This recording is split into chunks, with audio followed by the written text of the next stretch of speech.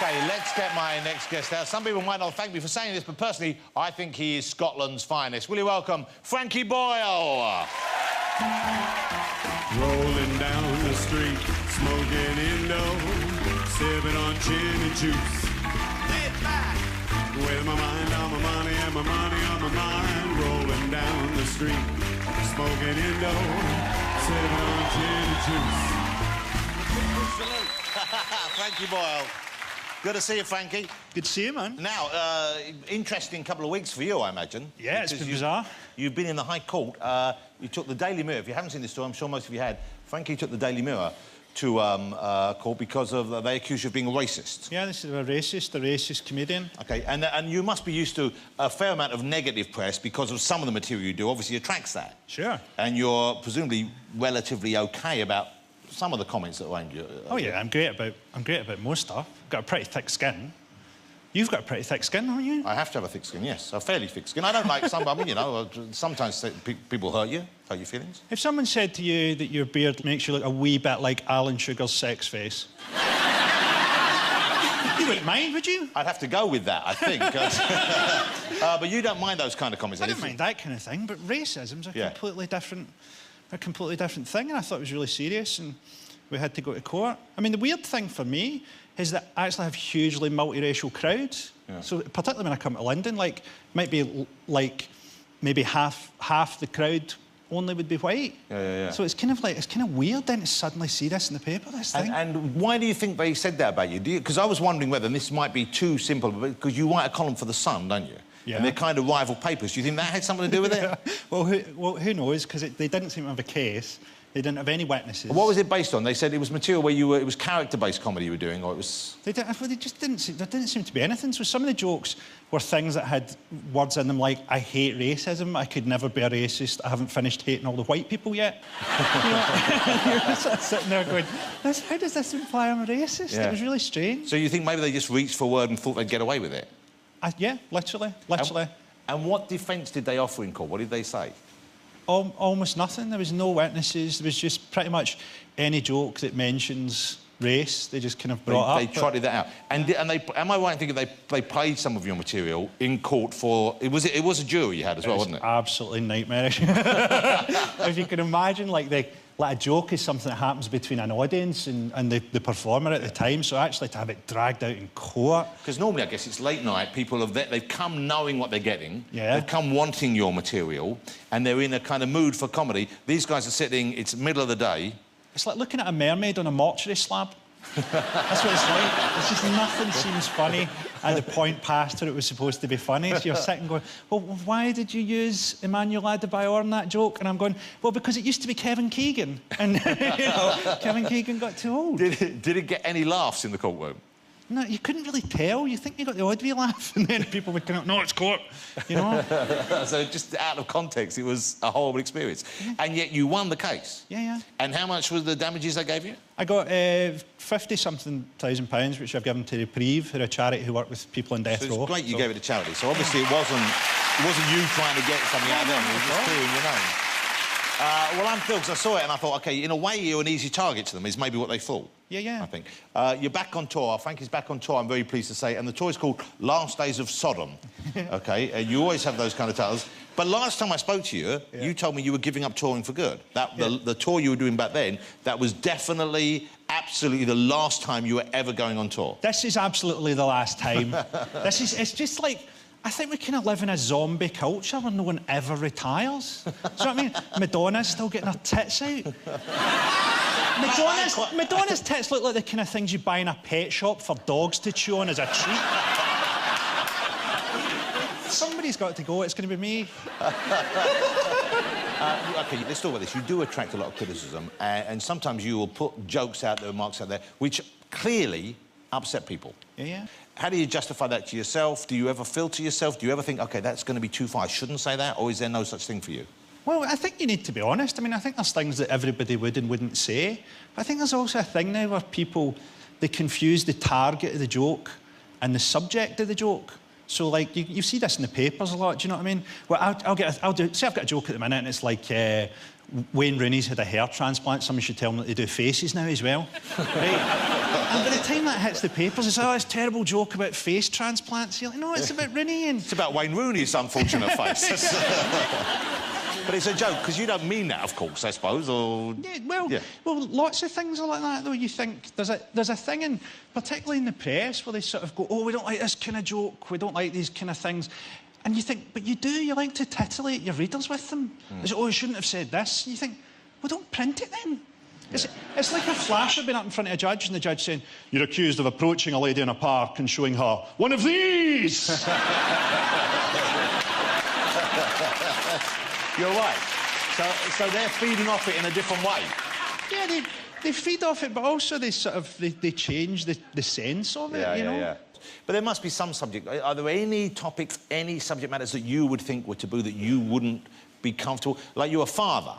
Yeah. You got 2 children? Yeah. OK, do you ever think the jokes, you know, about children or about the relationship with children or, you know, the effect of children, does that bother you? Would you think, OK, or do you not equate the jokes ever with reality? It depends what... Well, the jokes are fictions, but it depends what the joke is. Do you know what I mean? So saying something isn't a fit subject for a joke is a bit like saying it isn't a fit subject for a movie. It depends what the movie's like and what it's about, you know? Do people heckle you ever, or are they scared of you? Because I get the... Because before I met you the first time, I thought, OK, you struck me as being... You might be kind of aggressive. Because on stage you're very confident and you're quite bold with these ideas and quite tough. I thought, he's probably... a guy who drinks very heavily. I thought you might be on drugs. And I was worried. I thought, OK, but then I met you and you were... Nothing could be further from the truth. You don't even drink, do you? No, man. OK, so are the audience a little bit scared of you, do you think? No, but I think the heckles are getting clearer. It's bizarre. People are really starting to enunciate now, So what kind of heckles do you get? I do this big bit in the news show about Michael Jackson's trial and stuff. And at the end, there's a bit where a guy who's obviously... He was a nice guy, he was just a mad Michael Jackson fan. He's waited for the end of that bit, and then he went, long after your memory has gone, Michael Jackson's memory will live on. And I said, in the nightmares of his victims. So that was a nice moment you shared, didn't you? There? I was amazed when I found this out, because when we said to Frankie, look, do you want to come? When the court case was over, I thought, great, let's get you on and talk about this. But you almost didn't make it down because you were in Belfast. Yep. And you said, I might not be able to make it over in time. And I thought, well, just hop on a plane. But you wouldn't just hop on a plane. No, I'm terrified of flying. Well, actually, to be specific, I'm terrified of dying. You know, if you could crash a plane into a mountain and not die, I would be the first guy on a plane. But planes don't crash much. Not much. Yeah, but that's no hardly at all. Hardly at all. I don't think anyone likes flying. I think people are lying about it. You look in the queue and like everybody looks terrified, man. You never see a conga going onto a plane going, brilliant, we're about to pay £8 for Pringles. You know? So it's just the fear of death. It's just the not trusting the technology that stops you from flying. Do you fly ever? I used to, like the last flight I did, I had this quite crazy girlfriend and we went to Dominican Republic and I used to have to take lots of Valium to do the flights. And the night before, we'd had an argument before the flight, so she threw my Valium away and she told me that we were taking off into a hurricane. So I got this... I went to the doctor at the hotel and I said, oh, what can you do? And he said, oh, I'll give you something really strong. And he gave me this kind of own brand Valium, which I took, and that's like my last memory of the whole thing. But apparently, as the flight was taking off, I was so frightened that I tried to hug a man. I tried to hug the man beside me, and obviously this was like, you know, this is 10, 15 years ago, and like nowadays I'd get shot by an air marshal. No, which would probably be a nice way for you to travel. Probably. So you don't go to America much then, I guess? You can't? Not at all, no. So when you go back to Scotland, yeah, you don't fly back to Scotland? No, I get the train up. OK. I get the train up. And from Belfast, you got the ferry over? We drove down all the way from Belfast. It took 12 hours. We just hallucinated our way to London. But it's irrational, this fear. It's not irrational. You know, the irrational part of it is that probably dying in an air disaster isn't that bad. You know, it's probably... As ways to go, it's probably a great view. Then your head gets pulled off like a champagne cork. You know, it's probably not the worst. We've got a clip of Frankie performing the new DVD. This is the current tour, isn't it? Yep. So you can get this in time for Christmas. The comic laureate of Broken Britain is what the Times call you. Have a look at this. This is Frankie Boyle in action. We're a bit politically disengaged in Scotland at the minute, aren't we? We think that NATO is just a nickname you give to a guy who lost a foot to diabetes. It's good to be hated by morons. It is. It's good to wake up in the morning knowing that there's people out there that would dance in my grave, but if I get buried at sea, they'll all fucking drown.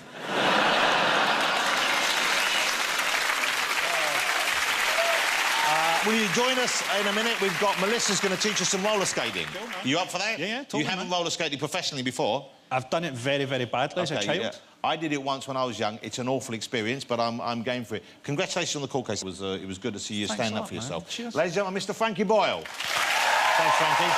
Good stuff. Welcome back.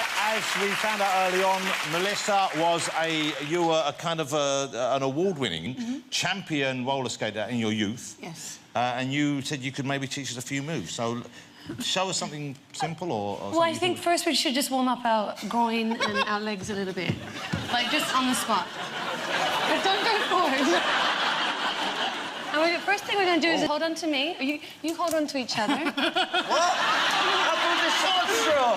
No, OK. Right, Frank. You can go behind. I feel like I've had a stroke on a ship. We've got this covered. Oh! OK, out. And in. Go on. Frank, it's all right. Don't leave me. Okay, and now we're going to do a spin. I'm going to go really, really fast. Ready? That's pretty good. That's pretty good.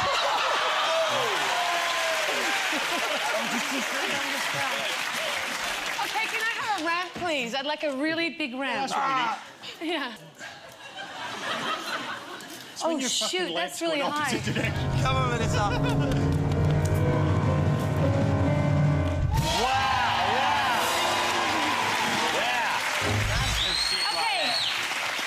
Well, We need a crash mat for... I think Frankie should go come on. next, I'll be honest with you.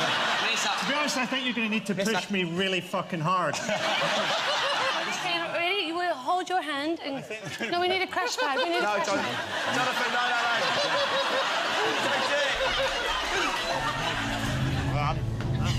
So, ready? You help me on the other side. Drag him. Come on, Jonathan. Ready? OK, let's do it. Ready? Come on. Wait.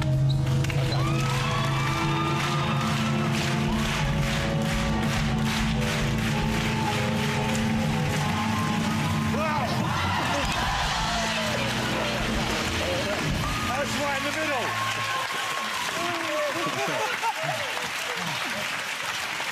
Well, Frankie, you ready for this? I'll do it if I get a right good shove.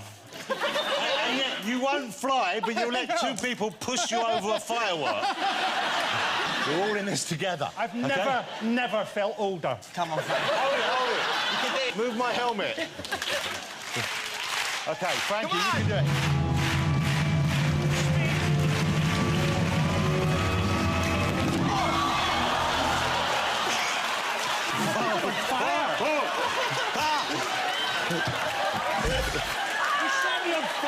Great rehearsal, great rehearsal. Good work, boys. Good work.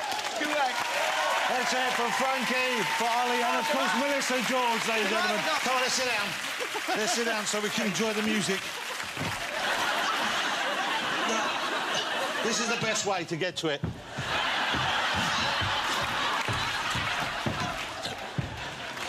Come on. Come on. No one's noticed. No one's noticed. It's fine. OK, that's it. That was smooth. That was smooth. He's still burning. I can smell something burning. It's the first time we've actually set fire to someone. Have you been injured at work? Well, it's a long story. All right, OK, well, listen, thanks to all my guests tonight, especially for joining at the end, which was, frankly, both dangerous and unnecessary, it has to be said. But Melissa George, Frankie Boyle and, of course, Olly Murs. Thank you to Richard Cheese and Lounge Against the Machine. Tune in next week if you can. I'll be joined by the star of Homeland, one of my favourite TV shows. Damian Lewis will be here. Gangnam King himself, Psy, will be performing live, doing Gangnam style. The legendary broadcaster Danny Baker will be joining us. He has a lot to talk about at the moment. And Catherine Jenkins will be here as well. But now,